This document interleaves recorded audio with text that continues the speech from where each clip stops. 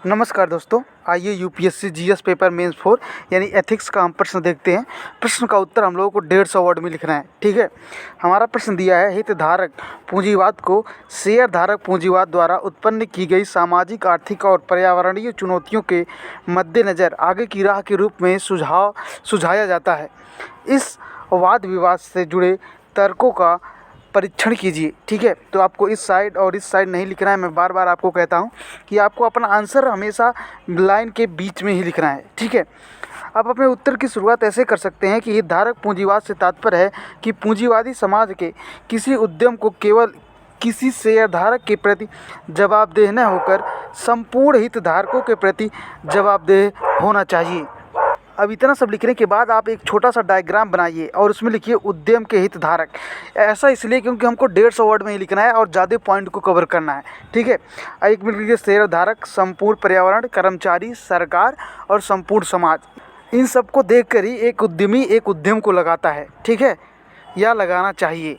अब अगर हम चुनौती और विवाद के रूप में एक तर्क दें तो देखिए शेयरधारक और दूसरी तरफ हितधारक पूंजीवाद।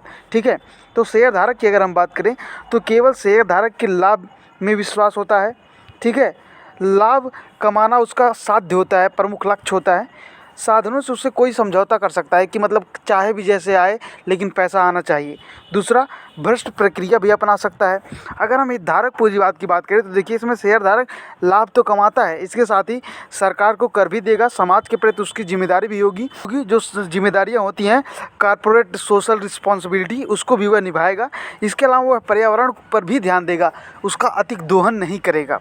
आप एक और पॉइंट लिख सकते हैं कि कर्मचारियों को अपनी छुट्टी देगा, जैसे जो भी लॉ के अनुसार होगा। उसके अलावा उसको सुविधाएं देगा, कैब की सुविधा हो गई, इस तरह की तमाम सुविधाएं भी देगा। इसके बाद आप यह भी लिख सकते हैं कि विद्वानों के अनुसार आज की असमानता व पर्यावरणीय समस्याओं का कारण लाभ की अनियंत्रित भावना व सामाजिक निरपेक्षता ही है। ठीक है, हितधारक पूंजीवाद की प्रभावशीलता की अगर हम बात करें तो इसमें दो पक्ष होंगे, एक लाभ की होगी और दूसरा चुनौती। अब अगर हम लाभ की बात करें तो देखिए समस्त आयामों पर प्रभाव पड़ेगा, कॉर्पोरेट नैतिकता पर वह खरा उतरेगा और तीसरा जवाबदेहिता व जिम्मेदारी भी इसकी अच्छी होगी। चुनौती की बात करें तो अगर इस तरह से लीगल काम करेगा तो इसे प्रतिस्पर्धा करनी पड़ेगी। दूसरी बात, अनावश्यक अनुपालन पर बोझ भी पड़ेगा, क्योंकि अगर आप ऐसे ही किसी को निकाल देंगे तो कोई बात नहीं, अगर आप अनुपालन करते हैं तो उसमें काफ़ी सारी पेचीदियाँ होती हैं जिनको समझना पड़ता है। ठीक है, तीसरा पॉइंट आप ले सकते हैं विनिमय को बढ़ा सकता है, यानी कि विनिमय को बढ़ा सकता है, यह भी उसके लिए काफ़ी चुनौती भरा हो जाएगा।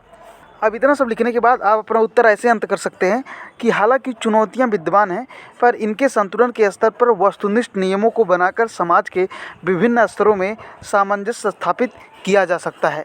Thank you so much for watching this lecture.